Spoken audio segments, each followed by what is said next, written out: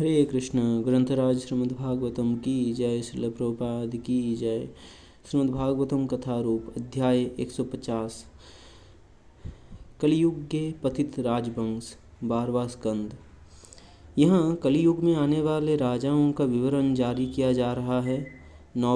यहाँ कलियुग के आने वाले राजाओं का विवरण जारी किया जा रहा है। 9वें स्कंद में मागध वंश के अंतिम राजा पुरंजय का वर्णन किया गया था। पुरंजय का मंत्री शुनक राजा की हत्या करके अपने पुत्र को राजगद्दी पर बैठाएगा। ऐसा होगा कलियुग में लोगों का व्यवहार। बाद में महाराज महानंदी एक शूद्र स्त्री के गर्भ से एक अत्यंत शक्तिशाली पुत्र को जन्म देंगे। उसके पुत्र नंद के पास लाखों सैनिकों से युक्त एक विशाल सेना होगी और वह अत्यंत धनी होगा। वह क्षत्रियों में बड़ा उत्पात मचाएगा और उसके बाद आने वाले सब राजा अधर्मी शूद्र ही होंगे। राजा नंद दूसरे परशुराम के समान पृथ्वी पर शासन करेगा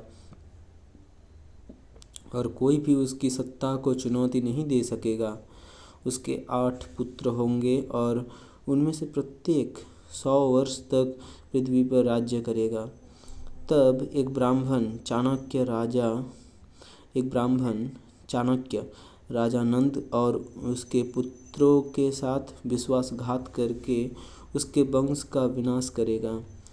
तत्पश्चात चाणक्य चंद्रगुप्त को पृथ्वी का सम्राट नियुक्त करेंगे और इस प्रकार 137 वर्षों तक पृथ्वी पर मौर्य वंश का अधिकार रहेगा।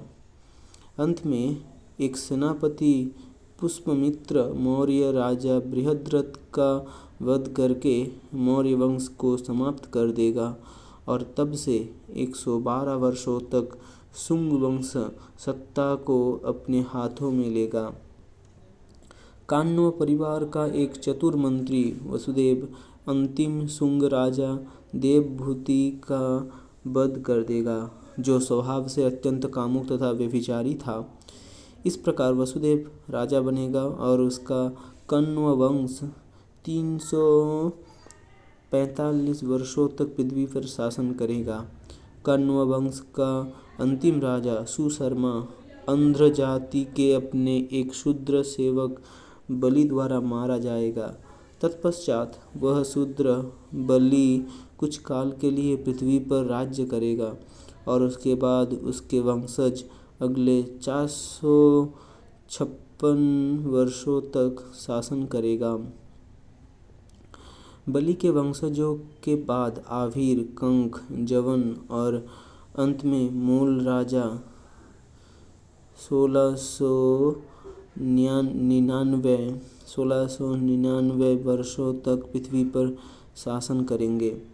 तत्पश्चात किलकिला के राजा 106 वर्ष तक शासन करेंगे। धीरे धीरे पृथ्वी विभिन्न शासकों में बंटने लगेगी। उस समय मागधों के एक राजा आएंगे जिनका नाम होगा विश्वस्फूर्जी। वह दूसरा पुरंजय होगा और समस्त सभ्य जातियों को निम्न जाति के शूद्रों में परिवर्तित कर देगा। राजा विश्वस्फूर्जी हरिद्वार से प्रयाग तक फैले अपने राज्य पर खुलकर अधर्म के साथ शासन करेगा। उसके राज्य में ब्राह्मण अपने कर्म नियम भूल जाएंगे और क्षत्रिय शूद्र प्राय बन जाएंगे। उस समय पृथ्वी पर अनेक राजाओं का शासन होगा और वे सब दान विमुख, क्रोधी, सत्यविहीन तथा प्रमुख रूप से अधर्मी होंगे। राजाओं के वेश में ये लुटेरे राजा दीनहीन प्रजा का शोषण करेंगे। अस्थिर स्वभाव वाले इन राजाओं का चरित्र अत्यंत हीन होगा। इनकी आयु अत्यंत अल्प तथा वे समस्त संस्कारों से विहीन होंगे। प्रजा इन शूद्र राजाओं के चरित्र, व्यवहार तथा वाणी को अपना लेगी और इस प्रकार समाज का प्रत्येक व्यक्ति भ्रष्ट हो जाएगा। हरे कृष्ण।